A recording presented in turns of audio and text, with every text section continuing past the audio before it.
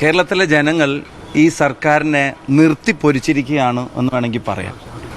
അതുപോലത്തെ റിസൾട്ടാണ് കേരളമെമ്പാടും ഐക്യജനാധിപത്യ മുന്നണിക്ക് അനുകൂലമായിട്ടുണ്ടായത്. തിരുവനന്തപുരത്തിൻ്റെ ഭാഗങ്ങൾ തൊട്ട് കാസർഗോഡ് വരെയുള്ള എല്ലാ സ്ഥലങ്ങളിലും ഇടത് കോട്ടകളെ പൊളിച്ചെഴുതി എല്ലാ മേൽക്കോയ്മകളെ അവസാനിപ്പിച്ച് എല്ലാ കള്ള സഖ്യങ്ങളെയും തുറന്നു കാണിച്ചിട്ടാണ് ഈ തെരഞ്ഞെടുപ്പിൽ ജനങ്ങൾ UDFനൊപ്പം നിന്നിട്ടുള്ളത്. ഇത് കേരളത്തിൻ്റെ മുഖ്യമന്ത്രിക്കും സർക്കാരിനും എതിരായിട്ടുള്ള വിധിയെഴുത്താണ് എന്ന് പറയാതിരിക്കാൻ കഴിയില്ല.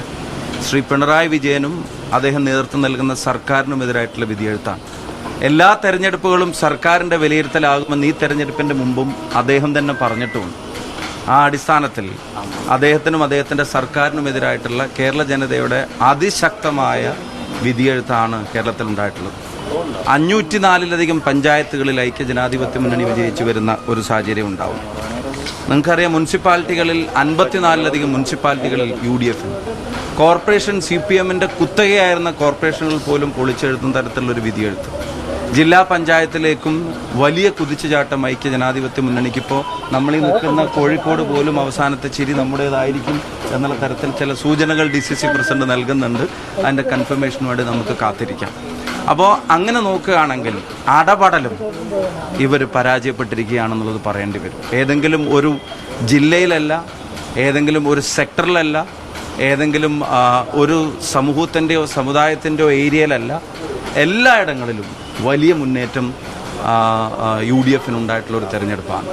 ഞങ്ങൾ ഒരു കാര്യം ഉറപ്പിച്ച് പറയുന്നു, തെരഞ്ഞെടുപ്പിൻ്റെ മുമ്പ് പറഞ്ഞത്, അധികാരത്തിലിരിക്കുന്നവരുടെ ശക്തിയേക്കാൾ വലിയ ശക്തി ജനങ്ങളുടേതാണ് എന്ന് അവരെയും ഞങ്ങളെയൊക്കെ ബോധ്യപ്പെടുത്തുന്ന തെരഞ്ഞെടുപ്പാണ്. ജനാധിപത്യത്തിലെ ഉടയോൻ ജനങ്ങൾ തന്നെയാണ് എന്ന് എല്ലാവരെയും, എല്ലാ രാഷ്ട്രീയ പ്രസ്ഥാനങ്ങളെയും ഓർമ്മിപ്പിക്കുന്ന ഈ വിധിയെഴുത്തിന് കേരളത്തിലെ ജനങ്ങളോട് ഹൃദയം നിറഞ്ഞ നന്ദി ഐക്യജനാധിപത്യ മുന്നണിയുടെ ഓരോ പ്രവർത്തകൻ്റെയും പേരിൽ, പ്രത്യേകിച്ച് കേരളത്തിലെ കോൺഗ്രസ് പ്രവർത്തകരുടെയും പേരിൽ, KPCCയുടെ ഒരു ഉത്തരവാദിത്തമുള്ള ഒരാളെന്ന നിലക്ക് കൂടെ ഞാൻ പറയാൻ ആഗ്രഹിക്കുകയാണ്. ഇതിലൊട്ടും അഹങ്കരിക്കാതെ, തെല്ലും അഹങ്കാരം ബാധിക്കാതെ, കൂടുതൽ വിനയത്തോടെ ജനങ്ങളിലേക്ക് ഇറങ്ങിച്ചെല്ലാനും അവരാഗ്രഹിക്കുന്നത് ഈ മാറ്റം കൊണ്ട് നിൽക്കേണ്ടതല്ല എന്നുള്ള ബോധ്യം ഞങ്ങൾക്കുണ്ട്.